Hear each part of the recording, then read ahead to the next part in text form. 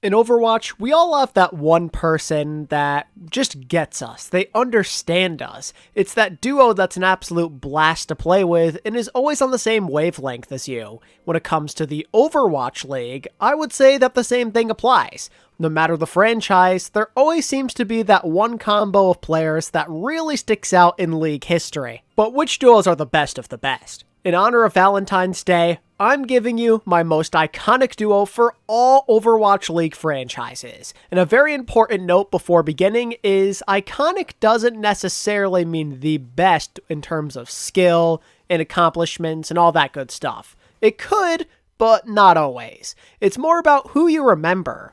Who stands out to you? That's what I will hopefully attempt to answer for you in this video. But if you disagree, I of course encourage you to leave your own takes in the comments below. Let's begin. Atlanta Reign, Dafran and Dogman. Maybe a controversial opinion to start. Dafran did only play 8 games after all before retiring, so his partnership with Dogman was rather short-lived. However, it is undeniable how much of an impact that these two had while playing together. Dafran and Dogman were two of the biggest faces not just of the Atlanta Reign, but of all of the league back in 2019. Dafran for his overwhelming popularity, and Dogman for trying to be the villain with his trash talk. Their attitudes were very similar, so they tended to get along with each other. They were carefree. They didn't care what others thought of them. They fed off the energy of the crowd. And most importantly, they lived for the spotlight. It is difficult to forget all of the times that they stood up mid-match to get the crowd into things, or how Dafran would often even follow Dogman's lead with trash talk.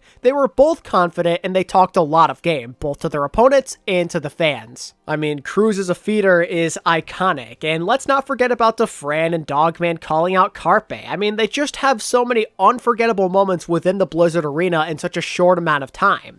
And you know, the Reign may not have been the most successful that year when it comes to winning, but they definitely did win in the popularity contest. Dafran and Dogman were fan favorites who genuinely helped catapult the Reign into major popularity. In regards to the Boston Uprising, they're a little harder. They've been pretty boring for the most part throughout their existence, so we gotta look way back. If we're talking when Boston had fun personalities, it's pretty easy to go with Gamsu and Striker. I'm going to give an honorable mention to Gamsu and Note for practically being besties at the time, but there's just something about Gamsu and Striker that really hits home. Maybe it's because of how hard they carried Boston in their one and only successful season. I mean, they were so big that 10-0 stage was mostly possible because of their efforts. They bounced off each other extremely well on dive compositions, and they helped this team win a lot of close games down the stretch. Their Winston Tracer is still to this day one of the best we have ever seen. Just watching them annihilate backlines or do everything by themselves was a real spectacle. And at the time, they were pretty likable guys. Striker always left all his emotions out there in big games, and Gamsu was so positive and, well, wholesome.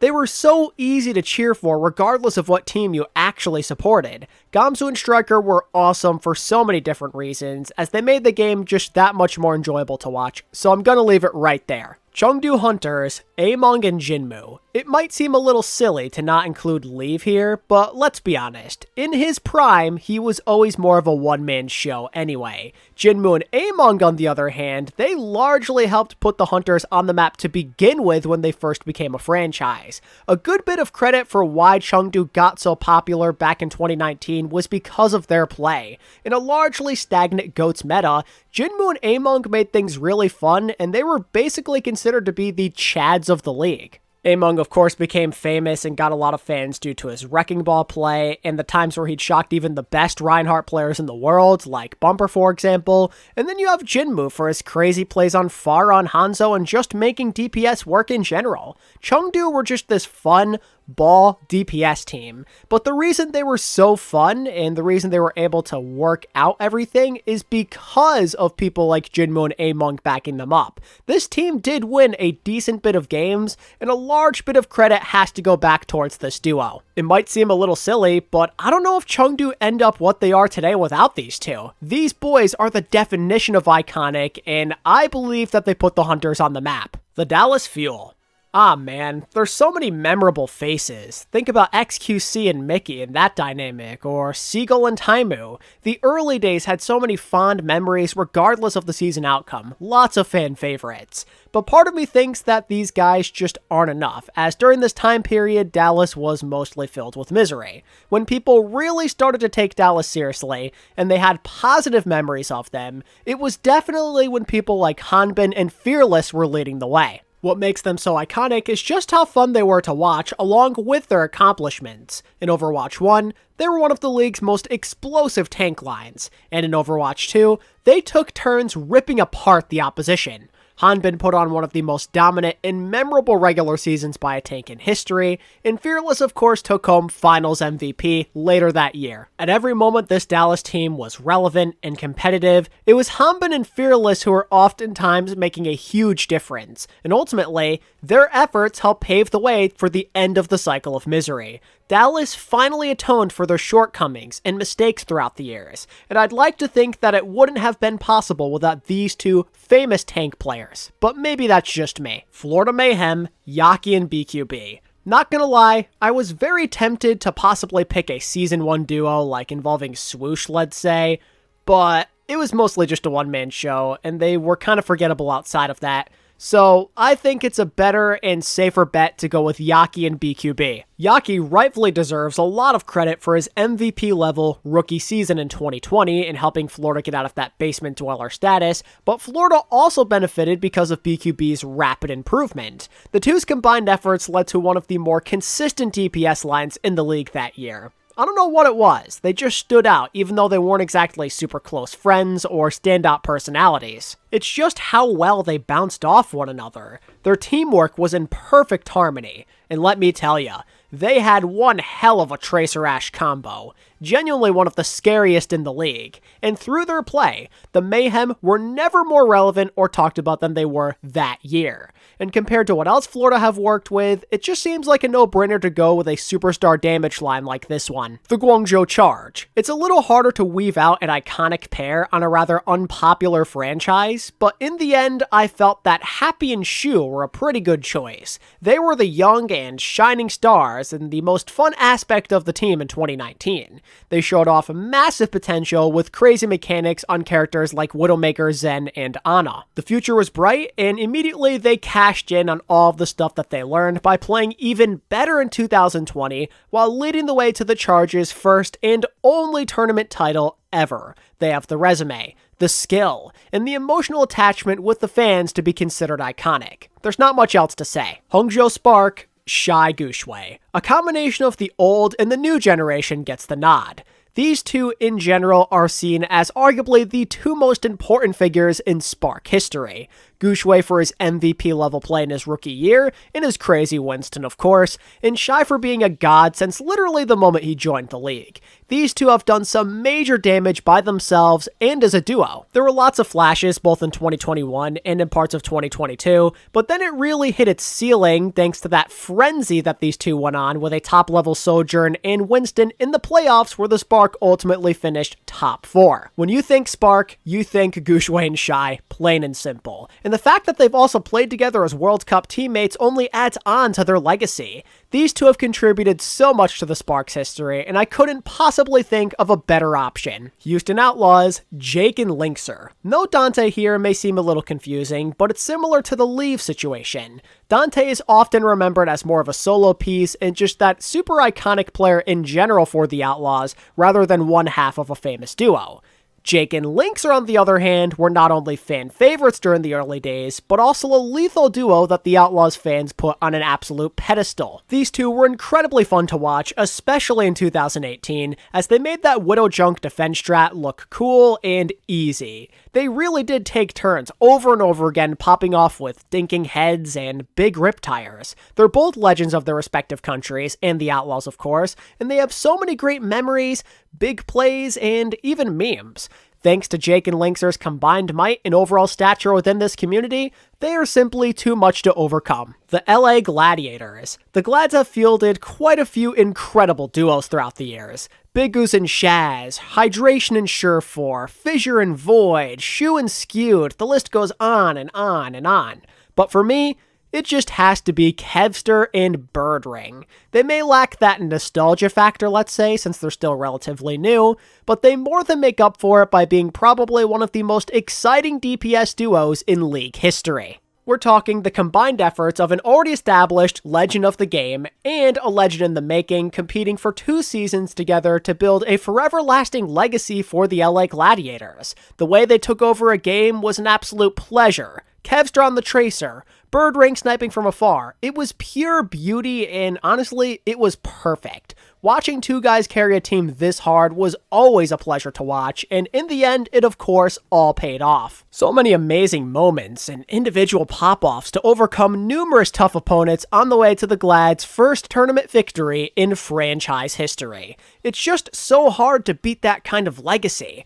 2 fan favorites contributing that much to a team's history really solidifies their place here. The LA Valiant. There's only one correct answer here, come on now. I question how much you paid attention to the Valiant if you're not picking Agilities and Kariv. They're one of the most famous Overwatch duos and bromances of all time. Their bond is simply incomparable. Aside from being pivotal contributors to the Valiant's best year, these 2 got along so great together. You could always spot them sharing a laugh or hanging out. They were such great friends both in and outside of the game. They were incredibly wholesome to watch, and in a community that can often be labeled as toxic, their vibe was absolutely a breath of fresh air. The 2 were inseparable for those first few years on the LA Valiant. Always happy to be in each other's presence while making the big plays when they counted, especially back in the inaugural season. And who doesn't love gamer snacks, you know? If you hate gamer snacks, then you hate all things wholesome.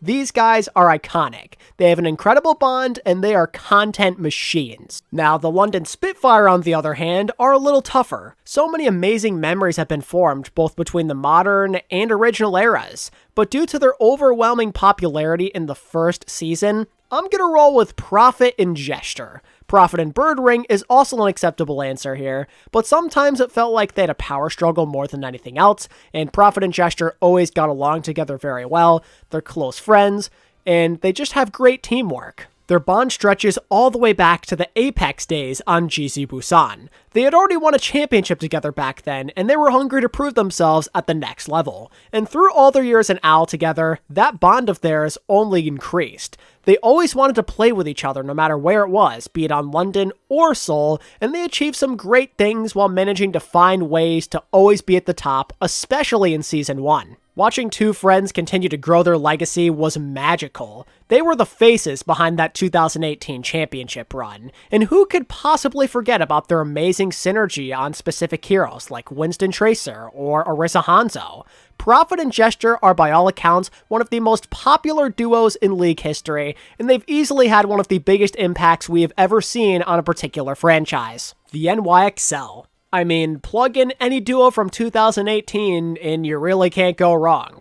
But if we're talking the most iconic of all, I believe that a slight edge goes towards Pine and Sabiobi. I get it, no Jonek is a bizarre choice, but let's face it, Jonek has always felt like more of the solo kind of guy. Ark and Jonek were of course a great duo, but they lacked the real bond that SBB and Pine do. They're a bit different. They're like 2 of the most popular players ever, not just in NYXL history, but in OWL history, and you can feel their close bond that has been growing ever since the LW Blue days. Think back to all those interviews where the 2 of them are poking fun at each other, while talking trash about the opposition and giving each other praise even. When they were in the same room together, you could feel that bond and extreme confidence. They honestly fed off of each other, and they were a perfect combo for the mid-season meta. Tracer Widow was all the rage back then, and these 2 crushed it on that combo. They're 2 of the most impactful players in Overwatch League history. SBB for all of his Tracer moments, and Pine for being a spectacle of the game.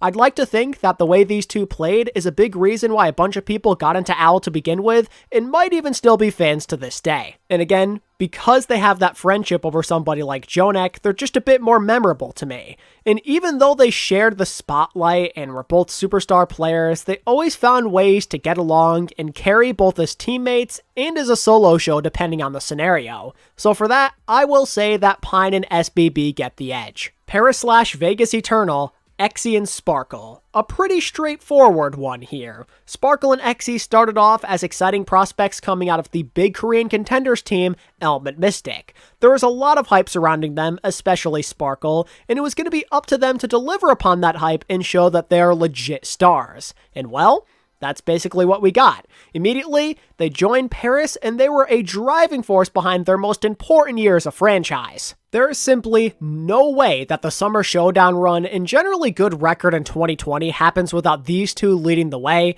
and obviously there is no way the team gains as much attention and popularity and fans as they do without their magnificent talents, as they were absolutely dominating the league back then, and they're one of the most fun duos to watch for sure. The Philadelphia Fusion / Soul Infernal. For me, there's one bond that stands above all else. It's gotta be Carpe and Poco. Honorable mention is going to go out to the late great Alarm and the relationship that he had with both of these two guys, but Carpe and Poco are very special and important to this community. As teammates of 4 years, they really did grow pretty close with each other. Some people may not realize it, but Poco and Carpe had a very wholesome dynamic to them. They could truly be themselves around each other, regardless of the differences in culture. Look at any social media post with these two involved, and you're immediately going to understand where I'm coming from. They enjoyed their partnership, and they were happy to be in each other's presence. Poco and Carpe fought hard to be the very best. As teammates of 4 years, they faced all the hardships and victories together head on.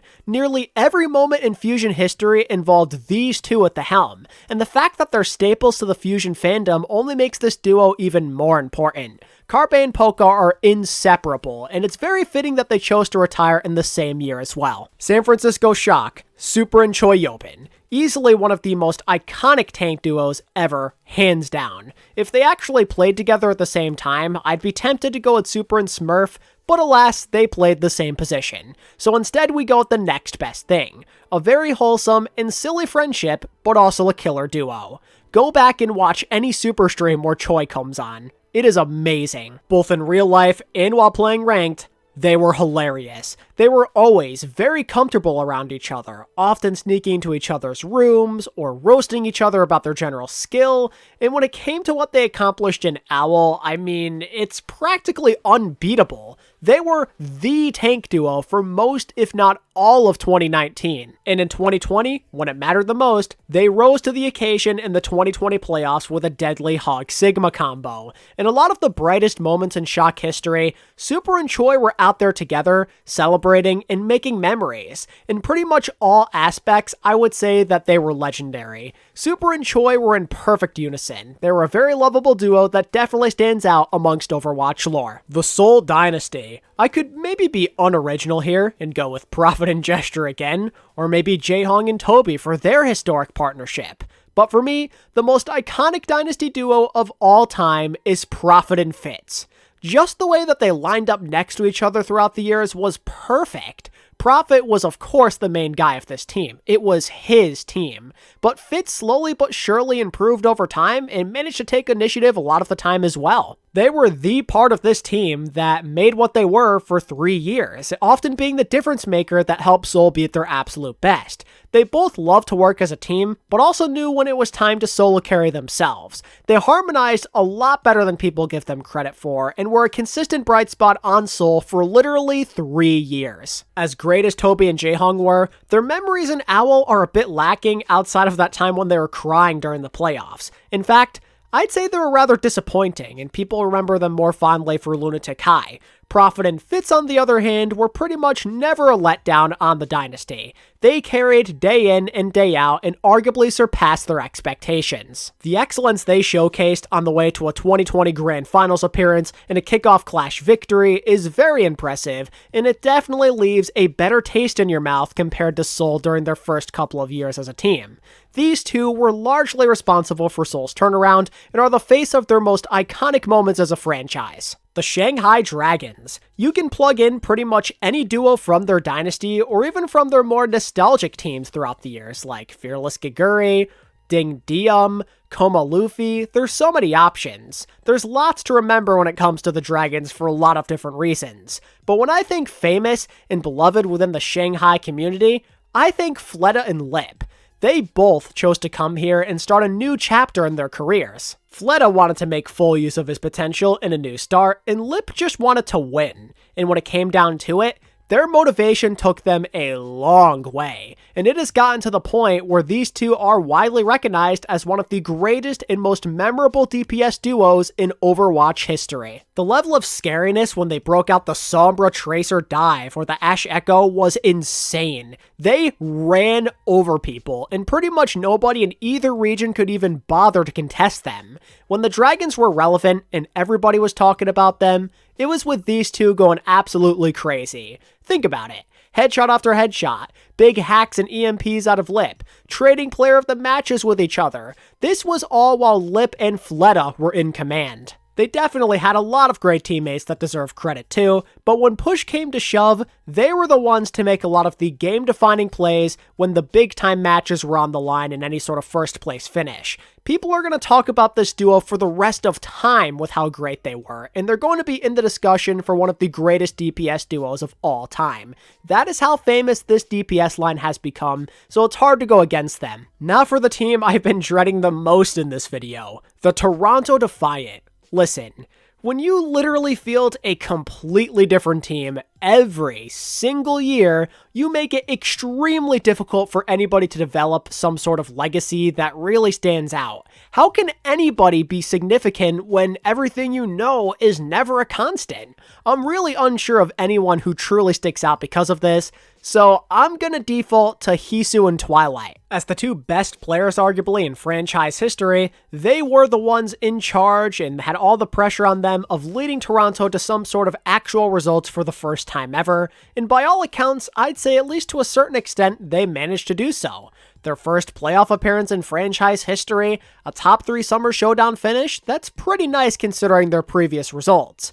Add in their hard carry antics, and being pretty popular in terms of the fans, and I'd say that makes them at least a somewhat interesting duo. Again, we're kind of grasping at straws here, but this made at least a little bit of sense, hence why I went with them. The Vancouver Titans. Pretty straightforward. It just has to be Bumper and Hoxel, and there's no debating it. The Mad Lads have done it for so long.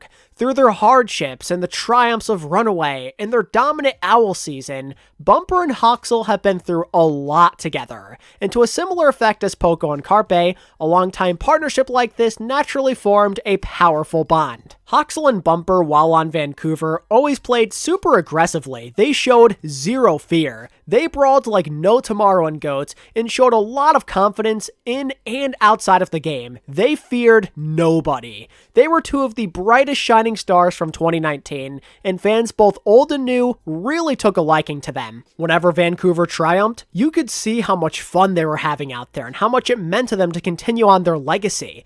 They loved what they were doing, and they loved how they could do it alongside each other. It wasn't just a job to these two. That was pretty obvious.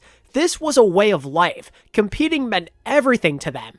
Between the long history and being fan favorites that are easy to root for, and being inseparable basically, there is absolutely no better option for the Vancouver Titans. And lastly, with the Washington Justice, you gotta go ahead and select Corey and Stratus. While they never actually led the Justice to any sort of winning season or big championship game, the two of them had a profound, long-lasting impact on the Justice faithful and the league in general.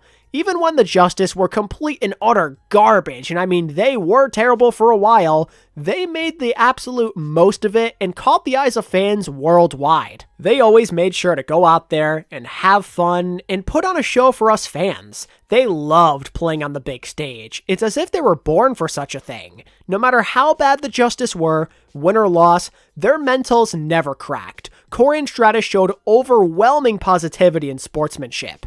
So of course, when the Justice started to finally play better, it was really easy to root for them and just hope that they would continue to find success. And what's great is, while they were having fun and memeing on stage, they actually popped off during that stage 4, which only made the spectacle and storyline even more exhilarating.